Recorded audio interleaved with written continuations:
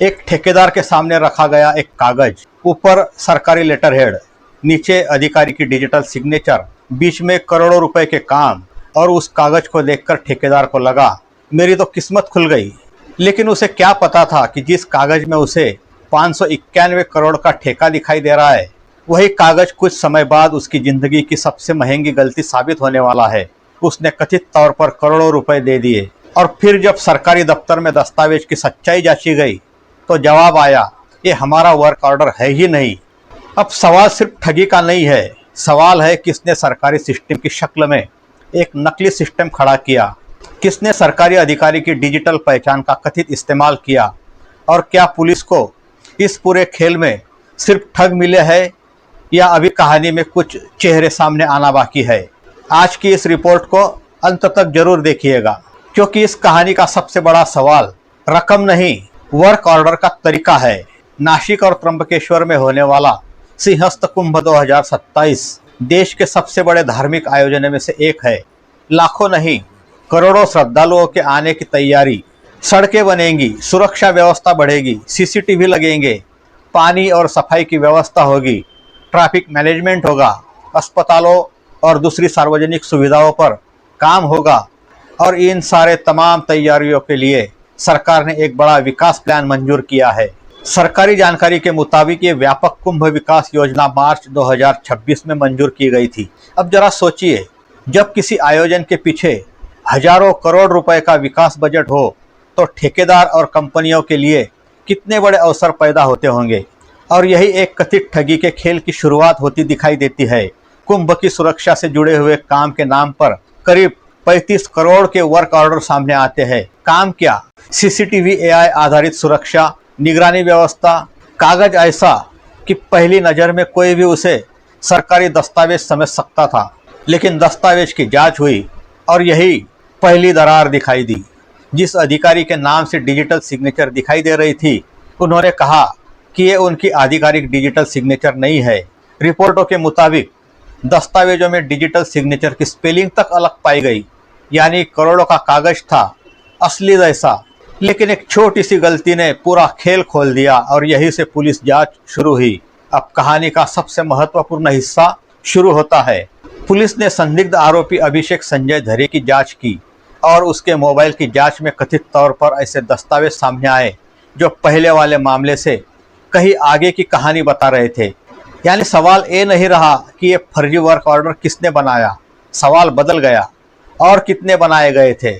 Police के मुताबिक mobile में 2 और कथित फर्जी वर्क ऑर्डर मिले, एक करीब 2.2 करोड़ का, दूसरा करीब 1.7 करोड़ का, कुल लगभग 4 करोड़। एक आदेश में कथित तौर पर 300 ट्रैफिक वार्डन की तैनाती का जिक्र था, दूसरे में त्र्यंबकेश्वर उपजिला अस्पताल के हस्तांतरण और नवीनीकरण से संबंधित काम का उल्लेख था।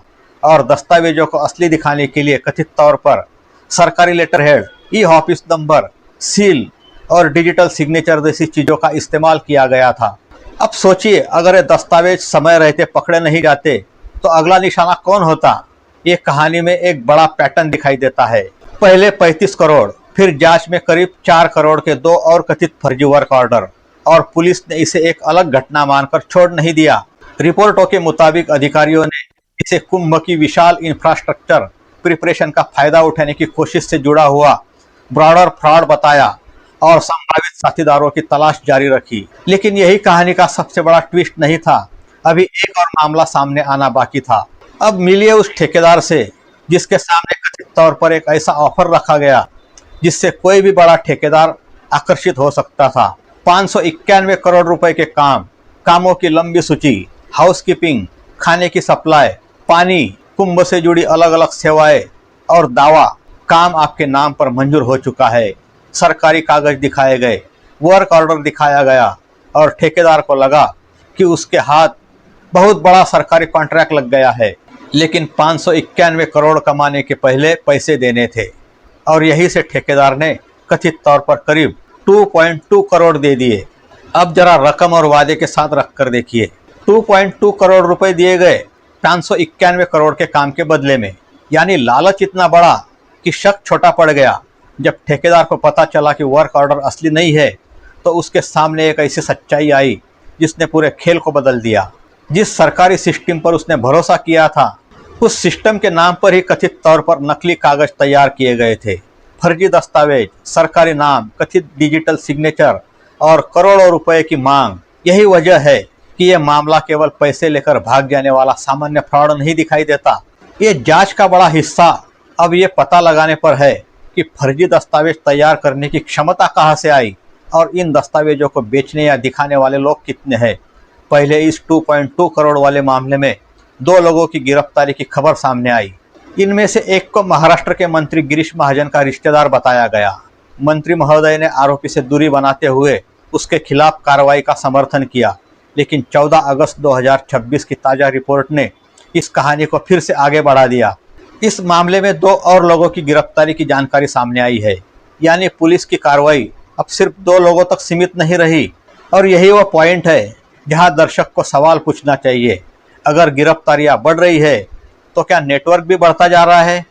इसका जवाब अभी जांच में तलाशा जा रहा है। अब पूरी कहानी को एक जगह जोड़ते हैं। पहला मामला, रुपए 35 करोड़ के कथित फर्जी सीसीटीवी और एआई सिक्योरिटी वर्क ऑर्डर्स। दूसरा मामला, मोबाइल जांच में मिले करीब रुपए 4 करोड़ के 2 और कथित फर्जी वर्क ऑर्डर। और तीसरा मामला, रुपए 591 करोड़ के कथित कॉन्ट्रैक्ट का लालच और उस मामले में करीब 2.2 करोड़ की कथित ठगी। अब सवाल ये नहीं कि एक आरोपी ने कितना पैसा ठगा, सवाल है कितने लोगों को ऐसे कागज दिखाए गए। क्या और भी ठेकेदार सामने आएंगे? क्या और भी फर्जी वर्क ऑर्डर मिलेंगे? क्या दस्तावेज तैयार करने वाले और लोग हैं? क्या किसी ने इन दस्तावेजों की टेक्निकल वेरिफिकेशन किए बिना उन पर भरोसा किया? और सबसे बड़ा सवाल, क्या ये एक छोटा गिरोह है या कुंभ के नाम पर ठेके हासिल करने का बड़ा नेटवर्क? यहाँ एक महत्वपूर्ण फर्क समझना जरूरी है। नासिक कुंभ की सभी सरकारी परियोजनाओं को इस कथित फ्रॉड से जोड़ना गलत होगा। सरकार की वास्तविक परियोजनाएं अलग है। वास्तविक एडमिनिस्ट्रेटिव अप्रूवल्स जारी हो रहे हैं। नासिक के विभागीय आयुक्त कार्यालय की वेबसाइट पर कुंभ से संबंधित वास्तविक एडमिनिस्ट्रेटिव अप्रूवल ऑर्डर्स भी उपलब्ध है, यानी असल सरकारी काम भी हो रहे हैं। और इसी वजह से फर्जी कागजों को असली जैसा दिखाकर लोगों को भरोसे में लेना और भी गंभीर मामला बन जाता है। अब कहानी के एक अलग लेकिन महत्वपूर्ण हिस्से पर आइए। कुंभ की तैयारियों जैसी जुड़ी नासिक रिंग रोड परियोजना में भी जुलाई 2026 में आरोपों के बाद जांच के आदेश दिए गए। आरोप था कि अलाइनमेंट में बदलाव और जमीन खरीद से जुड़े सवालों की जांच होनी चाहिए। सरकार ने मामले की जांच के लिए समिति गठित करने की घोषणा की। ध्यान दीजिए, ये फर्जी वर्क ऑर्डर केस से अलग मामला है, लेकिन एक बड़े सार्वजनिक आयोजन के दौरान वर्क ऑर्डर, टेंडर, जमीन, इंफ्रास्ट्रक्चर, इन सब पर ट्रांसपेरेंसी का सवाल उठना अपने आप में महत्वपूर्ण है। अब वापस उसी सवाल पर आते हैं जिससे हमने कहानी शुरू की थी। रुपए 591 करोड़। किसी ठेकेदार को 591 करोड़ के काम का सपना दिखाया गया, उससे कथित तौर पर करोड़ों रुपए लिए गए। दूसरे मामले में 35 करोड़ के कथित फर्जी आदेश सामने आए। फिर जांच में करीब 4 करोड़ के 2 और कथित फर्जी आदेश मिले और अब गिरफ्तारियों का दायरा बढ़ रहा है। तो क्या ये अलग अलग घटनाएं हैं या एक ही मोड्स ऑपरेंडी के अलग अलग चेहरे? इसका अंतिम जवाब जांच पूरी होने के बाद ही मिलेगा। लेकिन एक बात साफ है, जब किसी बड़े सरकारी आयोजन के नाम पर कोई व्यक्ति सरकारी letter head, digital signature, seal और वर्क ऑर्डर का कथित इस्तेमाल करके करोड़ों रुपयों का विश्वास पैदा कर सकता है, तो असली सुरक्षा सिर्फ सीसीटीवी कैमरों से नहीं होगी, सरकारी डिजिटल पहचान की भी करनी होगी और सबसे ज़्यादा जनता के पैसे और भरोसे की करनी होगी। कुंभ आस्था का आयोजन है, लेकिन आस्था का मतलब ये नहीं कि कोई भी कागज देखकर उस पर विश्वास कर लिया जाए। सरकारी वर्क ऑर्डर है, वेरीफाई कीजिए। डिजिटल सिग्नेचर है, वेरीफाई कीजिए। करोड़ों का ठेका है, ऑफिशियल चैनल से कंफर्मेशन लीजिए। क्योंकि आज अगर कोई आपसे कहे 591 करोड़ का काम आपके नाम हो गया है, तो खुश होने से पहले एक सवाल जरूर पूछिए, सरकार की वेबसाइट पर कहाँ है? क्योंकि फर्जी कागज लाखों करोड़ों का सपना दिखा सकते हैं, लेकिन एक सही वेरिफिकेशन करोड़ों की ठगी रोक सकता है। और नासिक कुंभ के इस मामले में सबसे दिलचस्प सवाल अब भी बाकी है, फर्जी वर्क ऑर्डर बनाने वाले कितने हैं और इन कागजों को असली समझकर पैसे देने वाले कितने? जांच जारी है और अगर आने वाले दिनों में इस कथित नेटवर्क से कोई नया नाम, नया वर्क ऑर्डर या नई ठगी का मामला सामने आता है तो ये कहानी यही खत्म नहीं होगी, ये तो शायद शुरुआत है। मैं हूँ आपका ललित खरे और आप देख रहे हैं क्राइम दुनिया, जहां हम खबर सिर्फ बताते नहीं, खबर के पीछे सवाल भी सामने लाते हैं। नमस्कार।